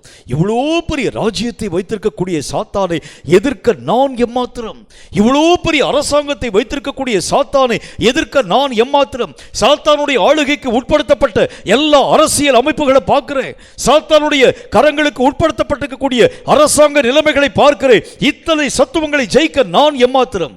கர்த்தர் சொல்லுகின்றார், நீ ஒன்றுமல்ல, உனக்குள் நிலைத்திருக்கக்கூடிய வசனம் ஒன்றே போதும். அந்த வசனம் ஒன்று இருந்தாலே போதும், எல்லா காரியங்களை தகர்ந்து ஒளிய பண்ண உன்னால் ஆகும் என்று கர்த்தர் நமக்கு சொல்லுகின்றார். எல்லா காரியங்களையும் அதம் பண்ண நம்மால் ஆகும் என்று கர்த்தருடைய வேதம் நமக்கு சுட்டி காண்பிக்கிறது. ஆண்டவராகிய தேவனுடைய பரிசுத்தமுள்ள ஊழியங்களை செய்த நல்ல ஒரு தேவனுடைய மனிதன், பிளடி மேரி என்று அழைக்கப்படக்கூடிய இரத்த மேரி வாழ்ந்த அந்த காலம், ஆண்டவராகிய இயேசுவை பற்றி அறிவிக்கக்கூடிய அநேக மக்களை, லட்சக்கணக்கான மக்களை கொலை செய்த அந்த பெண்மணி, அவளுடைய அரசாங்கத்திலே தொலைதூரத்திலே காணப்பட்டிருக்கக்கூடிய ஒரு நல்ல ஒரு தேவனுடைய மனிதன், இவருடைய அரசியல் அமைப்புக்கு எதிரான அந்த பிரச்சாரத்தை பேச ஆரம்பித்திருந்தார். இந்த பிரசங்கத்தில் சொல்ல ஆரம்பித்திருந்தார், ரட்சிக்கப்பட்டிருக்கக்கூடிய தேவனுடைய பிள்ளைகளே, உங்களுக்கு விரோதமாய் உருவாக்கப்பட்டிருக்கக்கூடிய ஆயுதங்களை கர்த்தராகிய தேவன் நிச்சயமாய் அழித்து போட்டு விடுவார். அது அரசாங்கமாகவே இருந்தாலும் பரவாயில்ல, அவைகளை கர்த்தர் நிர்மூலமாக்கி போட்டு விடுவார் என்கிற வார்த்தையை பற்றி பேசியிருந்தார். இந்த வார்த்தைகளை கேட்ட சில ஜனங்கள் நேராக அந்த ராணி அம்மாவுக்கு அங்கிருந்து அனுப்பிட்டாங்க. சொல்லிட்டாங்க, உமக்கு விரோதமாக, உம்முடைய அரசாங்கத்துக்கு விரோதமாக ஒரு பிரசங்கம் பண்ணக்கூடிய ஒரு ஊழியக்காரன் நின்று பிரசங்கம் பண்ணி கொண்டிருக்கிறார். கர்த்தருடைய வார்த்தைகளை பற்றிதான காரியங்களை சொல்லி அரசாங்கத்தை கவிழ்க்கவும், அரசாங்கத்தை உருவாக்கவும் மெய்யாகவே அதிகாரம் பெற்ற ஆண்டவராகிய இயேசுவின் நாமத்தினால் எல்லா காரியங்களையும் அழிந்து ஒழிய பண்ண அவரால் முடியும் என்கிற ஒரு வார்த்தையை பற்றி தைரியமா பேசிட்டு வர்றாமா. அந்த வார்த்தையை கேட்ட மாத்திரத்தை நமக்கு ரொம்ப கோவம் வந்துருச்சு. அந்த ராணிக்கு, என்னுடைய நாட்டுக்கு உட்படுத்திருக்கக்கூடிய ஒரு இடத்துல இருக்கக்கூடிய ஒரு சாதாரண ஒரு அற்ப வேலை செய்யக்கூடிய ஒரு சுவிசேஷ ஊழியக்காரர், ஒரு போதகன், இவன் என்னுடைய ராஜ்யத்திற்கும் ராஜ்யபாரத்திற்கும் விரோதமாய் பேசுகிறானா, இவனை நான் கொலை செய்யாமல் விடுகிறது எப்படி? தன்னுடைய இராணுவத்திலே சில நபர்களை அனுப்பினார்கள். அங்கே இருக்கக்கூடிய அந்த தேசத்திற்குள் கடந்து போய் அந்த பட்டணம் ரொம்ப தூரம், இவங்களுடைய எல்லையினுடைய கடைசி பகுதின்னு வச்சுக்கோங்களேன், அந்த கடைசி பகுதியில் இருக்கக்கூடிய அந்த மனிதனை கையும் களவுமாய் பிடித்து கொண்டு வாருங்கள், அவனை மெய்யாகவே சிரச்சேதம் பண்ணி இந்த ராணிக்கு விரோதமாய் பேசக்கூடிய எல்லா மனிதனுடைய நிலைகளும் இப்படியே நிர்மூலமாக்கப்படும் என்கிறதை ஜனங்கள் அறியும்படியாக, பயமுண்டாக்கும்படியான காரியங்களை நான் செயல்படுத்த போகிறேன். அனுப்பிட்டாங்க. குதிரையில் இவங்க கடந்து போகிறாங்க. இது நான் சொல்கிறது அநேக வருடங்களுக்கு முன்பதாக. பஸ்ஸு, அதாவது மற்ற வசதிகள் இல்லாத இருக்கக்கூடிய காலம், குதிரையில் தான் இங்கேருந்து ட்ராவல் பண்ணுறாங்க. ரொம்ப மாத கணக்கில் அவங்க வந்து ட்ராவல் பண்ணி போயிட்டாங்க, அந்த பட்டணத்துக்கு போயிட்டாங்க. பட்டணத்திற்கு போயிருக்கக்கூடிய அந்த நேரத்தில் அந்த மனிதன் கர்த்தருடைய வார்த்தையை பிரசங்கம் பண்ணி கொண்டக்கூடிய நேரத்தில் இந்த இராணுவ வீரர்கள் அவனை பிடிச்சிட்டாங்க. பிடித்து அவனை கையும் களவுமாக பிடித்து சொன்னாங்க, ராணிக்கு விரோதமான வார்த்தை நீ பேசினதற்காக உன்னை நாங்கள் கைது பண்ணுகின்றோம். அரசி உன்னை அழைத்து கொண்டு வரும்படிக்காக கட்டளை கொடுத்திருக்கிறாங்க. ஊருடைய எல்லைக்குள்ளாக வரக்கூடிய நேரத்தில் அங்கே ஒரு பெரிய ஒரு கொலைக்களம் ஒன்று இருக்கிறது. அதிலே உன்னை சிரச்சேதம் செய்யும்படியாக, ஒவ்வொரு சரீர அவயவங்களையும் துண்டு துண்டாக்கி போடும்படியாக, உன்னை இரத்த களரியாய் மாற்றும்படியான சட்டத்தை அவங்க வந்து மெய்யாகவே சொல்லியிருக்கிறாங்க. நீ மெய்யாகவே வர வேண்டும் என்கிற வார்த்தையை பற்றி சொன்னாங்க. இந்த அரசினுடைய வார்த்தையின்படி அந்த கர்த்தருடைய ஊழியக்காரனை பிடிச்சி கட்டி கூட்டிக் கொண்டு வராங்க. அவர் ஒரு கதிரையில், அந்த குதிரையில் ஏறி வந்து கொண்டிருக்கின்றார். ரொம்ப தூரம் பிரயாணம், ரொம்ப மாதக்கணக்காக மாற்றப்பட்டு விட்டது. ஏறக்குறைய 6 மாத காலம் அங்கேருந்து இவங்க போனது, ஒரு 3 மாத காலம், திரும்பி வரக்கு ஒரு 3 மாத காலம், 6 மாத காலம் வரக்கூடிய நேரம். பக்கத்தில், ஊருக்கு பக்கத்தில் வர்றாங்க. வரக்கூடிய நேரத்தில் இந்த சோல்ஜர்ஸ் எல்லாமே கொஞ்சம் இளைப்பாறக்கூடிய நேரத்தில் இந்த கர்த்தருடைய மனிதன் சொல்லுகின்றான், நான் உண்மையிலே கர்த்தராகிய தேவனுடைய மனிதனாக இருக்கிறது உண்டானால் என் மேல் எந்த பிரச்சனையும் வராத அளவிற்கு கர்த்தர் என்னை காப்பாற்றுவார். இந்த ரோமன் அங்கே இருக்கக்கூடிய அந்த சோல்ஜர்கள் சொல்ல ஆரம்பித்தாங்க, நீ அந்த அரசியை பற்றி உனக்கு தெரியாது. இந்த அரசி சொன்ன அந்த வார்த்தைகள் ஒரு நாளும் மாற்றப்படுகிறதே இல்லை. ரொம்ப பயங்கரமான காரியங்களை செய்யக்கூடியவங்க. உனக்கு சொல்லப்பட்டிருக்கக்கூடிய இந்த சட்டத்தின்படியே காரியங்களை கட்டாயம் உருவாக்க போகிறாங்க. நடந்த காரியம் என்ன தெரியுமா? அந்த நாட்டுக்கு ஒரு நாள் அதாவது இந்த பிரயாண தூரத்தில் இருக்கக்கூடிய நேரத்தில் ஒரு செய்தி ஒன்று வந்தது. என்ன செய்தி வந்தது? முதல் நாள் இரவிலேயே அந்த அரசிக்கு விரோதமாக அநேக விதமான திட்டங்கள் தீட்டப்பட்டு அரசியை இரவோடு கூட இரவாக நள்ளிரவிலே கொலை செய்து அந்த அரசினுடைய பட்டத்தை ஆண்டவராகிய தேவனுக்கு பயந்த ஒரு மனிதனுடைய கரங்களை கொடுத்துட்டாங்கன்னு சொல்லி. இப்போ இவர் வந்து நேராக உள்ள வர்றாரு. யார் அந்த அரசியை மெய்யாக அந்த அரசியின் மூலமாய் இயற்றப்பட்டிருக்கக்கூடிய சட்டத்தின் காரியத்தின் அடிப்படையில் இந்த மனிதன் அடுத்த நாள் காலையில் இருந்து கொலை செய்யப்பட்டிருக்கணும். ஆனால் நடந்த காரியத்தை பார்க்கிறோம். ஆண்டவராகிய தேவனுடைய வசனத்தை விசுவாசித்து அவர் விசுவாசத்தினுடைய வார்த்தையை பற்றி பேசினார். என் தேவனாகிய கர்த்தருடைய நாமத்தினால் சொல்கிறேன், என்னுடைய தலையில் இருக்கக்கூடிய எந்த விதமான முடிகள் கூட கீழே விழாது என்கிற ஒரு வார்த்தையை பற்றி பேசியிருந்தார். நடந்த காரியம் என்ன? அரசியினுடைய தலை கீழே மெய்யாகவே தள்ளப்பட்டது. இந்த மனிதன் மெய்யாகவே எழும்பி நிற்கக்கூடியவனாய் விளங்க ஆரம்பித்தான். இதை நான் இதற்கு சொல்லுகின்றேன், கர்த்தருடைய வசனம் நீங்களும் நானும் நினைக்கிறதை போல சாதாரணமான ஒரு காரியமாக சொல்லப்படக்கூடியவைகள் அல்ல. இந்த வசனங்கள் வல்லமை நிறைந்தது. இந்த வசனம் நம்முடைய வாழ்க்கையிலே நிலைத்திருக்கிறது உண்டானால் நம்மை அது பெரிய காரியங்களை செய்யும்படி உருவாக்க ஆரம்பித்து விடுகிறது. வசனம் நம்முடைய வாழ்க்கையிலே நிலைத்திருக்கக்கூடிய நேரத்திலே சாத்தானை ஜெயிக்கும் அதிகாரங்களை, பொல்லாத பிசாசின் ஆதிக்கங்களை மேற்கொள்ளும் அதிகாரங்களை இந்த வசனங்களின் மூலம் நீங்களும் நாளும் கட்டாயம் பெற்றுக்கொள்ள முடியும். அதனால தான் பிசாசு பயப்பட ஆரம்பிக்கின்றான். நீ பாடல் பாடும் பொழுது சந்தோஷப்படக்கூடிய சாத்தான், வசனங்களை தூக்கி கொண்டு வரக்கூடிய நேரத்தில் சந்தோஷப்படக்கூடிய சாத்தான், ஆராதிக்கக்கூடிய நேரத்தில் சந்தோஷப்படக்கூடிய சாத்தான், வசனங்களை நீ கேட்கக்கூடிய நேரத்தில் வசனங்களை கொத்தி கொண்டு போகும்படியாய் வருகிறதற்கு காரணம் என்ன தெரியுமா? இந்த வசனம் உன்னில் நிலைக்கிறது உண்டானால் இது சாத்தானை எதிர்க்கக்கூடிய ஆயுதமாய் உன்னை உருவாக்க ஆரம்பிச்சிடும். இது சாத்தானுக்கு தெரியக்கூடிய ஒரு தன்மையாக இருக்கிறதுனால வசனத்தை மட்டும் கேட்கிறதற்கு சாத்தான் அனுமதிக்க மாட்டான். இந்த வசனம் உன்னுடைய வாழ்க்கையிலே கைப்படிந்த வசனமாய், உன் வாழ்க்கையினுடைய கரங்களுக்கு உட்படுத்தப்பட்ட ஒரு வசனமாய் இருக்கிறது உண்டானால் எத்தனை ஆயுதங்களின் கூறுகளை சாத்தான் கொண்டு வரட்டுமே, எத்தனை அரசியல் அமைப்புகளை உனக்கு விரோதமாய் கொண்டு வரட்டுமே, எத்தனை ராஜாக்களையும் சட்டங்களையும் உனக்கு விரோதமாய் கொண்டு வரட்டுமே, மெய்யாகவே தோற்று போகிறது சாத்தானாகவே இருப்பானே தவிர நீயும் நானும் ஒரு நாளும் தோற்று போகிறது இல்லை. ஏனென்றால் 5 ராஜாக்களை அழித்த இந்த ஒரே ஒரு 318 பேரை கொண்டு பயன்படுத்தின கர்த்தராகிய தேவனுடைய வல்லமையுள்ள வசனங்கள் உன் வாழ்க்கையிலே செயலாக்கப்படுகிறது உண்டானால் எல்லா விதமான போர் ஆயுதங்களை நிர்மூலமாக்க உன்னாலும் என்னாலும் ஆகும் என்று கர்த்தருடைய வேதம் சொல்கிறது. கர்த்தராகிய தேவனுடைய வேத வாக்கியங்களை உங்கள் கை அகப்படுத்திக் கொள்ளுங்கள். இந்த வசனங்கள் உங்கள் வாழ்க்கையிலே நிலைத்திருக்க ஆரம்பிக்கிறது உண்டானால் சாத்தான் உங்களை கண்டு நடுங்க ஆரம்பிக்கின்றான். கைப்படிந்தவர்களை காணக்கூடிய நேரத்திலே சோதோம் கொமோராவை பிடித்திருக்கக்கூடிய ராஜாக்கள் எல்லாரும் பயமடைய ஆரம்பிச்சாங்க. இரவோடு கூட இரவாக அந்த ராஜாக்கள் எல்லாரையும் நிர்மூலமாக்கி போட்டான் ஆபிரகாம் என்கின்ற தேவனுடைய மனிதன். ஒரே ராத்திரியிலே ஒரே நாளிலே அழித்து போடக்கூடிய அளவிற்கு சாத்தானின் ஆதிக்கங்களை எதிர்க்க வேண்டும் என்று சொன்னால் ஒரே ஒரு வழிதான் உண்டு. கைப்படிந்த வசனம் உன் வாழ்க்கையிலே காண்பிக்கப்பட வேண்டும். மூலையிலே அடுக்கி வைக்கப்பட்டிருக்கக்கூடிய வசனங்களிலே பிரயோஜனம் இல்லை, பயன்படுத்தப்படாத வசனங்களில் பிரயோஜனம் இல்லை, செயல்படுத்தப்படாத வசனங்களில் எந்த விதமான தன்மைகளையும் பார்க்க முடிகிறது இல்லை. இவைகள் உங்கள் வாழ்க்கையிலே கைப்படிந்த வசனங்களாய் இயங்கும் வசனங்களாய் காண்பிக்கப்படுகிறது உண்டானால் அந்த ஆபிரகாம் என்ன ஒரு காரியத்தை செய்கிறான்? 318 பேரை அத்தனை நாள் அந்த ஆபிரகாம் அதாவது தன்னுடைய வீட்டில் வளர்க்க ஆரம்பித்திருந்தான். அந்த காலங்கள் வந்த பொழுது அவர்களுக்கு அவன் ஆயுதங்களை தரிப்பித்து இவனோடு கூட அவர்களை அழைத்து கொண்டு போகின்றான். அந்த காலங்கள் வரக்கூடிய வரைக்கும் பேசாம தான் உள்ள இருக்கிறாங்க. அவர்களை சாப்பாடு போட்டு வளர்த்து அந்த காலங்கள் குறிப்பிடப்படக்கூடிய காலம் வரும் பொழுது ஆயுதம் தரித்து எழும்பி நின்று அவனோடு கூட யுத்ததாரியாய் வரக்கூடிய நேரத்தில் எல்லா ராஜ்யங்களையும் அழிக்கக்கூடிய அளவிற்கு வல்லமை பெற்ற ஆபிரகாமாய் அவன் மெய்யாகவே உருவாக்கப்பட துவங்க ஆரம்பிக்கிறதை பார்க்க முடியும். கேட்கக்கூடிய கர்த்தருடைய பிள்ளையே, வசனங்கள் சாதாரணமான வல்லமையான காரியங்கள் அல்ல, வசனங்கள் மிகுந்த வல்லமை பெற்றவை. இந்த வசனங்களை உங்கள் கையகப்படுத்துகிறது உண்டானால், உங்கள் வாழ்க்கையிலே இவைகளை பயனாக்கும்படி நீங்கள் அனுமதிக்க ஆரம்பிக்கிறது உண்டானால், இவைகளை கொண்டு எழும்பி நிற்கும் சாத்தானுடைய துஷ்ட ராஜ்யங்களை தகர்ந்து ஒழிய பண்ண உன்னாலும் என்னாலும் ஆகும். உன் கைப்படிந்த வசனங்களை இன்று முதல் சாரம் உள்ளதாய் உருவாக்கு. இந்த கைப்படிந்த வசனங்களுக்கு ஆயுதங்களை தரிப்பிக்க துவங்கு.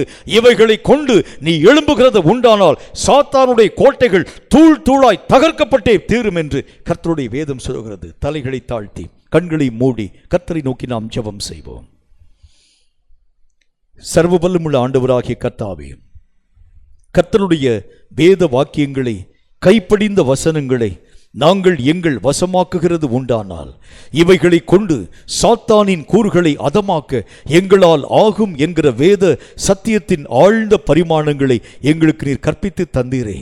மூலையில் வைக்கப்பட்டிருக்கக்கூடிய வசனங்களினால் அல்ல, கர்த்தாவை பயன்படுத்தப்படாத வசனங்களினால் அல்ல, ஏற்ற காலம் வரும்பொழுது தன்னுடைய கைகளுக்கு கீழ்ப்படிந்த எல்லா ஜனங்களையும் ஆயுதங்களை தரிப்பித்து அந்த சோதோம் கொமோரா பட்டணங்களை மெய்யாகவே அழிக்கும்படிக்காய் பிடித்து கொண்டு போன அந்த ராஜாக்களுக்கு விரோதமாய் ஆபிரகாம் என்ற அந்த மனிதன் எழும்பி கடந்து போனதை போல எழும்பி நிற்கக்கூடிய ஆயுதங்களை தரை மட்டும் தாழ்த்தும்படியாய் எங்களுக்கு கீழ்ப்படிந்த கைப்படிந்த இந்த கர்த்தருடைய வேத வாக்கியங்களை நாங்கள் எங்கள் வாழ்க்கையிலே பயன்படுத்தி எழும்பி நிற்கும் துஷ்ட கோட்டைகளை, எழும்பி நிற்கும் சாத்தானுடைய கோட்டைகளை அதமாக்கத்தக்கதாக எங்கள் வசனங்களை ஆண்டவருடைய நாமத்தினால் வல்லமையாய் பயன்படுத்த ஏற்ற கிருபைகளை தர வேண்டும் என்று நாங்கள் ஜெபிக்கிறோம்.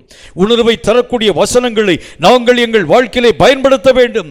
பட்டயமாகிய வசனங்களை நாங்கள் எங்கள் வாழ்க்கையிலே பயன்படுத்த வேண்டும். கர்த்தருடைய நாமத்தினாலே கர்த்தருக்குள் நிலைத்து நிற்கக்கூடிய வசனங்களை நாங்கள் எங்கள் வாழ்க்கையிலே பயன்படுத்த வேண்டும். இவைகளை பயன்படுத்தி பொல்லாத சாத்தானின் ராஜ்யங்களை தகர்ந்து ஒளிய பண்ண எங்கள் கரங்களை கர்த்தராக தேவனில் வலிமைப்படுத்த வேண்டும் என்று நாங்கள் ஜெபிக்கிறோம்.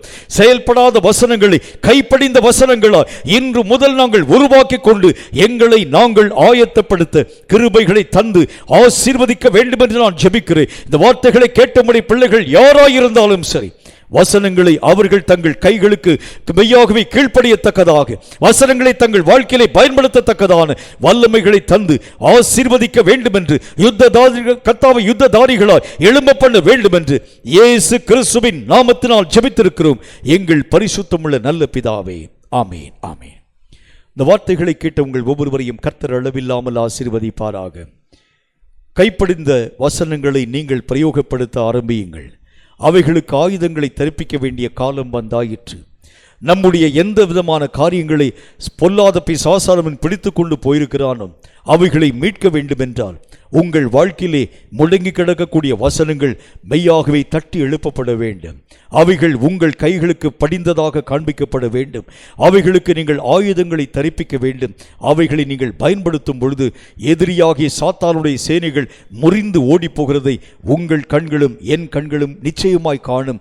இதோ கடைசி கால யுத்தம் நம்முடைய கரங்களிலே கொடுக்கப்பட்டிருக்கக்கூடிய யுத்தம். இந்த யுத்தத்திற்கு நீங்கள் ஆயத்தம் அடையும்படியாக வசனங்களை தட்டி எழுப்புங்கள். இவைகளை கொண்டு சாத்தானுக்கு எதிராக எழும்புகிறது உண்டானால் சாத்தானின் கோட்டைகளை தகர்ந்து ஒளிய பண்ண உங்களாலும் என்னாலும் ஆகும். கர்த்தர் இதோ சீக்கிரம் வருகிறார். மாரநாதா.